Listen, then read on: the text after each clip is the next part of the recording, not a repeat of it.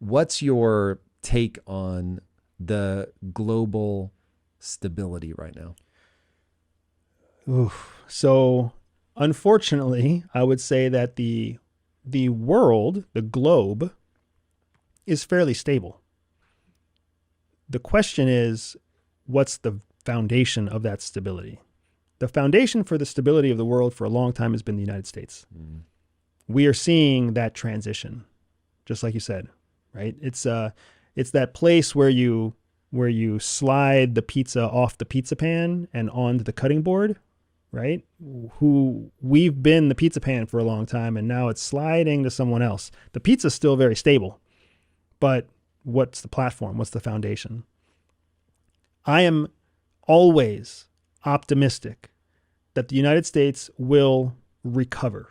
It will change its ways, will find a way to reunify the incredible the incredible polarity that we're in right now and get focused on the one true goal, American primacy. Mm.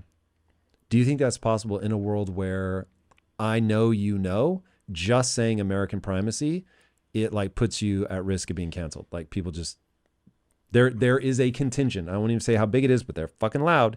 There is a contingent of people, and it could be large, that's offensive. I understand it. I do. I understand it, and that's okay. I hope that doesn't happen on your show, right? You'll get some of it, to be sure. No, I'm not worried about it happening to me. I just hope nobody cancels your show. But too rich for that. But the truth is, American survival is not being threatened. We don't have an existential threat to the United States. Existential threats are the threats that make people move. We talk about existential threats. More likely, other countries talk about existential threats. And what is an existential threat? A true existential threat is a threat that challenges your very existence. The existence of the United States is contingent upon the existence of the United States government, not Americans. Like we sometimes think that Americans make the United States. The United States is a representative republic government that has never existed before that now exists. So if that government falls or if that government cracks or breaks, all the people will still be here, right? But America will be gone. So the existential threat to the United States is the one that would trigger Americans to react. Now, we've come close to those moments. 9/11 is one of those times. When all Americans... That felt awesome for a hot minute. It felt so good. The unity, yeah. Yeah, all of a sudden, all of our differences melted away, right? The same thing happened at Pearl Harbor. All of our differences melted away because we had a common enemy. And we could individually see the existential threat posed to our country and our livelihood. Since 9/11, we have not had that kind of a threat. Countries around us have woken up to the fact, just like Emperor Hirohito in World War II said, "I fear we have woke a sleeping dragon." Our enemies have learned that Americans are slow to react. But when they react in full force. There's no way a savvy, intelligent, superpower competitor, GPC, global power competitor, is going to trigger an existential threat to the United States. Because they know that as long as they basically let us segment ourselves separately, as long as we insulate ourselves separately, we're going to eat ourselves to death with our own stupid little bitter squabbles about American primacy, right? Or about woke culture, or about representation, or about who knows what. We're going to just waste our time bickering in our little room, and we're not going to wake up to what's happening in the entire building. That's the strategy of the future. Is to keep us divided. It's not to keep, an influence campaign is always cheaper, easier, and and has a higher probability of success than a military campaign. So an influence campaign is basically like, hey, don't forget that you have race issues. Hey, don't forget that there's a socioeconomic divide. Hey, don't forget that the South tried to secede from the Union one. They're just picking, they're just poking and throwing salt on a wound. And then we are fighting over it. Right? And we fill our days worrying about this garbage. blind to what's happening on the larger scale, blind to the fact that the fantastic example is the global war on terrorism. The United States led the global war on terrorism following 9/11, right? And it felt good for a hot minute, like you said. Like we were all on the same page and we were all in this fight. And then that fight lasted 10 years, and then that fight lasted 20 years. Also, it became so dodgy. Like what we were, like if we had just been relentless about Osama bin Laden, That's like when thing. I heard how we caught him in like the size of a shadow, I don't know if that's true, but like it sounded dope. And I was just like, dude, we're ninjas. This is amazing. Yeah. But that was after like a lot of, and look, I'm not super engaged in this stuff, so I'm definitely popping off ignorantly, but it did not feel good as a casual observer where we ended up going and how we ended up fighting and all that. And it just seemed like, wait, what are we doing? Right. So that felt like a squandered opportunity. Well, during those 20 years, while we were mastering the art of hunting terrorism, hunting terrorists in mountains in Pakistan and Afghanistan, what were our global power competitors doing? Was Russia engaged in the global war on terror? Was China involved in the global war on terror? So all the hundreds of billions of dollars that we spent in that war, we spent in a war that was a giant distraction for us that gave our closest near-peer competitors 20 years to invest their money and grow to become a larger threat than we were even aware they were becoming, right? And then China, all of a sudden China has multiple aircraft carriers and they're launching aircraft from aircraft carriers and they can project power into the South Asian seas. That's insane, right? All of a sudden, like the Russian Federation is in close relationships with the Chinese and the Syrians and the North Koreans and the Iranians. How do we just wake up to this? Right? And that's what happens. It happens because we are still an adolescent country.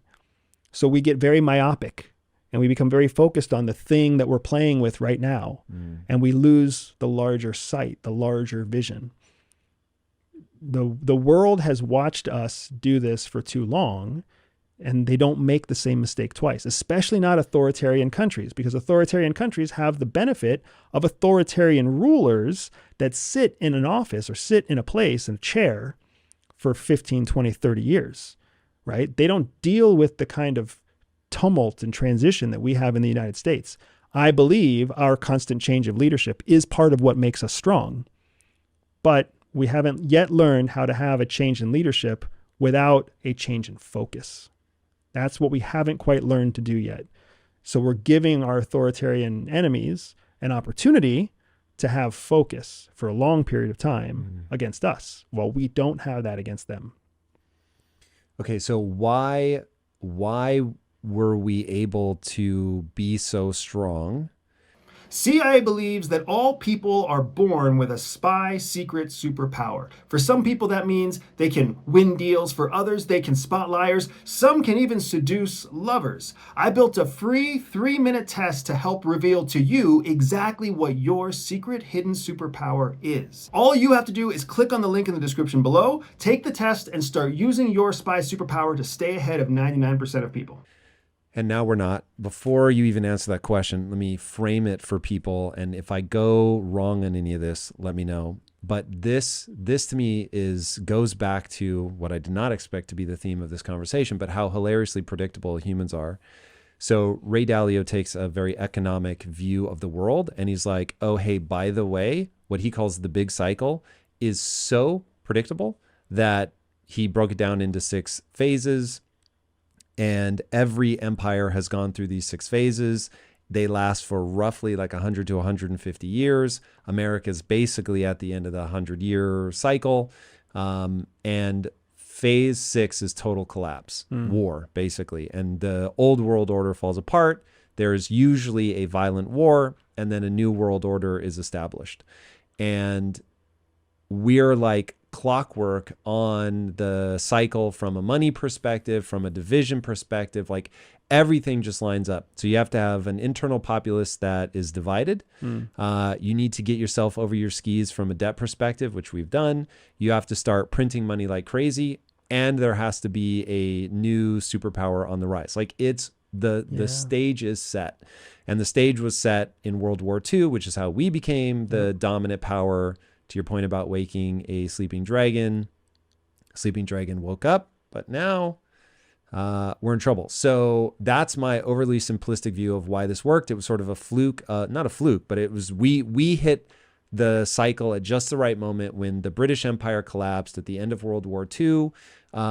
Because of our geography, we weren't destroyed by bombs. So we come out of the war pretty much unscathed. So we ramp up all of our production capabilities. We absolutely crush it. We help win. We create the nuclear bomb. Just a lot of things come together. And so then we're established as the world reserve currency. Because it's not like we weren't divided before then, but we got to really enjoy a hot minute of prosperity. Does that seem like the right breakdown of why we could overcome our differences previously and now we can't? Like, how do you... Yeah, I don't think it's wrong. I don't think it's wrong at all. I think that it's interesting to me because it sounds like Ray Dalio, one of the reasons you respect him so much is because his analysis is based in economics. And he's put his money where his mouth is. Economics and economists have long been viewed as the true predictors of future prosperity. At CIA, we lean heavily into economic studies. Economic experts, economic analysis, the law of economics, because the law of economics is that of the law of scarcity. One of the first and most underrated economists out there was actually a Soviet economist, a guy named Kondratiev. Kondratiev created what's known as the Kondratiev wave, the Kondratiev cycle. That cycle essentially puts us, it explains the pattern of interstate conflict or intrastate conflict, where countries compete, actually go to war with each other. And it puts it on about a 25-year cycle. 25 years to a peak in conflict, 25 years to a drop in conflict. And then as the wave continues, like most waves, the actual peak of the waves expands. So it goes from being 25 years to then 32 years to 32 years. And you start to see this longer, slower wave, right? But it's still a wave, form. The next peak of conflict, according to Kondratiev's wave, against the United States' point of view, happens in about 2024, 2025. Oh, great. So we now have multiple economists basically saying that there's a peak coming, a peak of conflict coming. And that conflict for the Kondratiev wave is a peak of popular conflict and unpopular conflict. So we're coming off of an unpopular conflict, right? Afghanistan and Iraq largely turned into an unpopular conflict at the end, right? And the wave between when that started and when the next wave is coming is right in that 25-year mark, right? So according to Kondratiev, we are not only coming up on a period of conflict, but it will be popular inside the United States. So people will rally behind that conflict. That doesn't mean we're going to win. That doesn't necessarily mean it's going to be in our best interest, but it does mean, to your point earlier, that we might see that moment where everybody kind of comes together again. I think part of the reason that we were able to be successful was because of the same rules of economics that you laid out from World War II. Our country, hugely unpopular. Western expansion was hugely unpopular at the time. The Civil War, nobody wants to see the Civil War again. Most people would say the Civil War was a traumatic and horrible, loss of life. At the time, there was no other option. Abraham Lincoln had no option except to pursue civil war because he knew that the presidents before him had been working to create a single solitary nation that had national security from coast to coast. We can say it was a fight for states' rights. We can say it was a fight for slavery. We can say it was a fight for lots of things. And those are also true, but they may not be the number one reason why the Civil War was so important. The Civil War was so important because we needed to remain one unified country from coast to coast to have American primacy in the long run. American primacy is a concept that was created by Alexander Hamilton. Really? American primacy is not new. There's an entire society out there called the Alexander Hamilton Society that's focused on preserving the ideals of Alexander Hamilton and the founding fathers, who all believed that a strong United States meant a strong world because they saw and lived through the oppression of living under a monarchy, right? If you look at the top 5 wealthiest countries in the world right now, the top 5 wealthiest countries in the world, 2 of them are democracies. The other 3 are monarchies, right? So the idea that democracy is the solution to all wealth and success hasn't really been proven yet. we're still outnumbered by monarchies, right? So what does the future hold? The future will be conflict is coming. Multiple economists have pointed to it. You can see the writing on the wall, what my wife and I call the writing on the wall. Conflict is coming. What will that conflict look like is the bigger question. You talked earlier about how, you and I might be of the same ilk when it comes to, are we already engaged in World War III? Is World War III coming up? What will that World War look like? There is conflict coming. There is no reason for us to think it will look like it looked in World War II. If anything, conflict has proven to us that it evolves and changes just like technology and just like human thinking, right? But it's still predictable because it takes human beings to wage war. I don't think I'm answering your question very well here, but this is where my brain goes. So my question is, do you see this as a conflict with China? Does it become open warfare? Is this going to be over Taiwan? Or the Russia-Ukraine thing spills over into something? How do you see this playing out?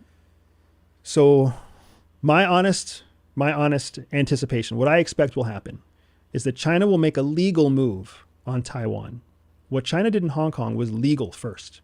They changed the laws in Hong Kong. They changed the laws in China, which then changed the laws in Hong Kong, which made it legal for them to go in and take Hong Kong by force.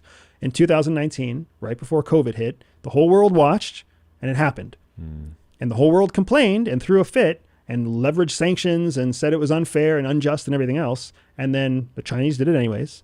And now here it is 2023, and most people don't even remember what happened in Hong Kong just 4 years ago. Now they're watching what's happening in Ukraine.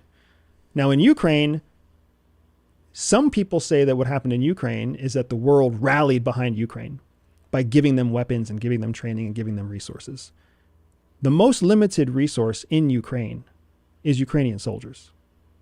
It's not tanks or guns or howitzers. The thing that will run out first is Ukrainian fighters.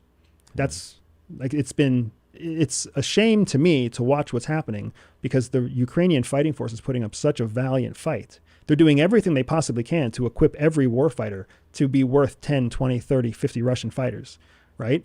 But that's their most limited resource. They're not going to be able to create more Russian fighters in the next 3 to 5 years.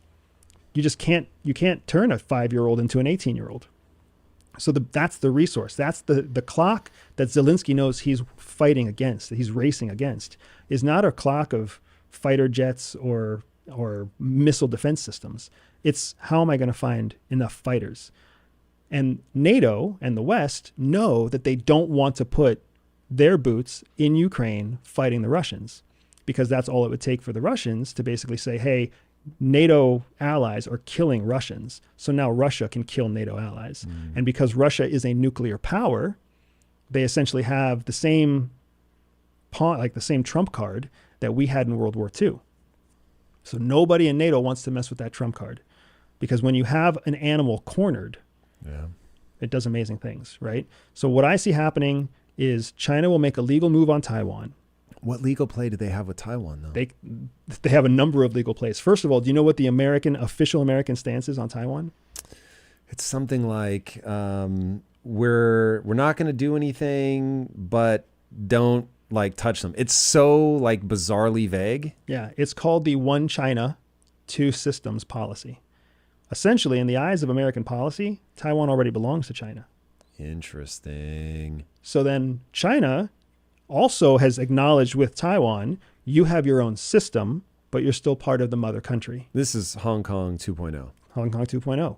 And over the stretch of 80 miles from coast to coast between southeastern China and Taiwan. So it's sticky, man. If China makes a legislative move that basically forces the Taiwanese system to then say, you are now communist, right? They could have the legal foundation to do that. And then a legal attack is very similar to what they did in Hong Kong. That goes to court systems. That doesn't go to bullets, right? And then when the legal system starts to go in their best interest or in their favor, now China has legal grounds to basically have Chinese police officers enforce Chinese law inside Taiwan. This whole process, what the hell is the United States going to do? There's no missiles, there's no guns. You can drive through the straits all you want. It's a legal issue. It's not a military issue. So I anticipate China making a legal move on Taiwan that will be supported by key members in the UN. Why? Because how many of the BRICS are in the leading countries in the UN? All of them, right? If you look at the Ukrainian conflict now, the news media oversimplifies everything. So media says that the UN passes resolutions that condemn Russia. That's true. And the UN passes resolutions with a large majority. 140 countries, condemn Russia. That is also true. What they're not telling you is that the countries who are not condemning Russia are the largest, wealthiest countries in the UN. China is not condemning Russia. South Africa is not condemning Russia. India is not condemning Russia, right? Even inside NATO, you have Belgium and Hungary who are not condemning Russia. Really? So even NATO is not unified on this. Whoa. Right? China's seeing all of this, and China's seeing it for what it really is, not for what American media is telling the American people it is. And the American media they're not trying to, they're not trying to lead us astray. They're just trying to run a business. They're trying to get people to read their newspaper, click their links, see their ads, so that they can pay their employees the next pay cycle. It's all the media is trying to do. They're not trying to lead us down the wrong path.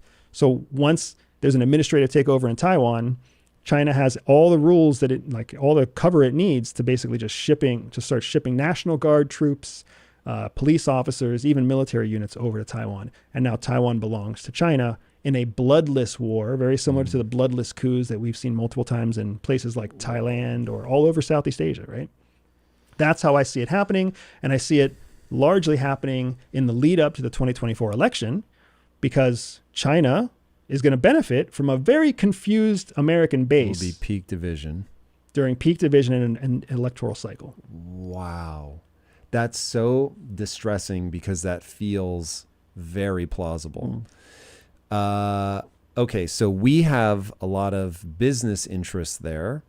So what will our reaction be? Because my first thought was our reaction will be, oh, maybe that's the best way for this to happen. We can be like, we don't have to go and commit our American lives to it. They did it just like just like Hong Kong, where we'll, rant and rave and say this is a problem and how dare you and sanctions. Yep. But ultimately be glad that we're not sending people to die. But do we have enough business interests there that, especially in sensitive areas like chip manufacturing, where we can't let it go? Our business interests with China are significantly bigger than our business interests with Taiwan. Wow. Taiwan has the market cornered on semiconductors, but that's not just for the United States. They have the market. They have like 98% of the market share in semiconductor manufacturing. Who designs the semiconductors?